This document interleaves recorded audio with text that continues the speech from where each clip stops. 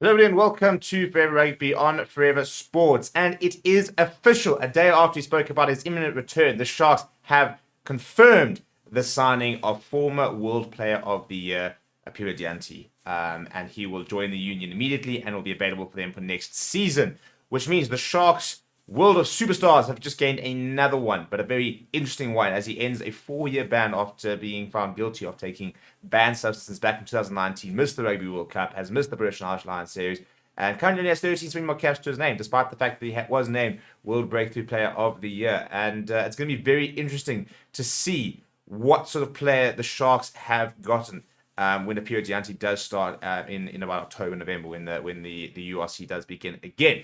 Before we sort of go into some of the details and what we do know, what we don't know, please do smash the like on the video. Please do subscribe to the channel as well. The only thing that we've gotten is this announcement video. And I'm going to play it in a short bit, and it's a bit of a voice clip about from him talking about where he's at and stuff like that.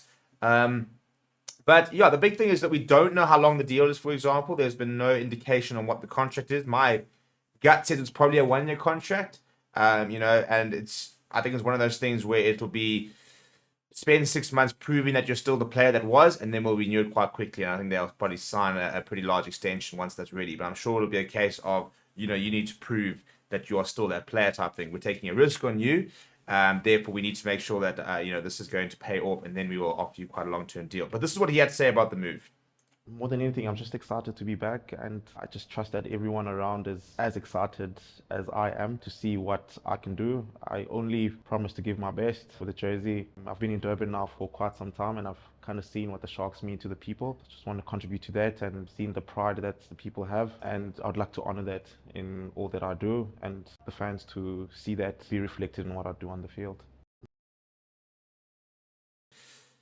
Right, so here we go. He's excited, and why not? Why wouldn't he be? At the end of the day, we're talking about a player who made Test rugby look like club rugby at a stage. I think the most important reason that he has to come back and he has to do this is he needs to prove to people that it wasn't a case of he was so good because he was on performance enhancing drugs, that he is genuinely world class. And I think it's quite a difficult thing. I think as an athlete to basically have everybody write off all your achievements based on the fact that you were eventually banned for performance enhancing in drugs. So people sitting there saying, "Oh, well, he was only World Player of the Year because of it, and he was only doing what he was doing at Lions because of it," which I don't think is the case. I mean, these guys get tested routinely, and so he'd already played 2 seasons of professional rugby before he actually got banned. And he had that failed test. So for him, I think there's a lot of stuff out there to prove that he can still do it, and obviously he's going to have to be incredibly careful. Because you can't get caught out again. And sometimes people do get caught out when it's not their fault. For example, I mean, like in the cricketing sphere, Sabaya Hamza was banned for a year because he simply just took the wrong tablets. It was, his mother was packaging the tablets and he ended up taking like certain dieting pills that one of his family members were taking. He wasn't even that performance enhancing, but it contained a banned substance and he got a year ban. So he needs to be incredibly careful now moving forward that this cannot happen again. And then he needs to repeat the feats he did. He needs to get himself back into Springbok contention and show that it wasn't a flash in the pan type of thing, that he is genuinely world class. And look, I think obviously, performance enhancing drugs can make you a bit faster, a bit stronger, a bit quicker.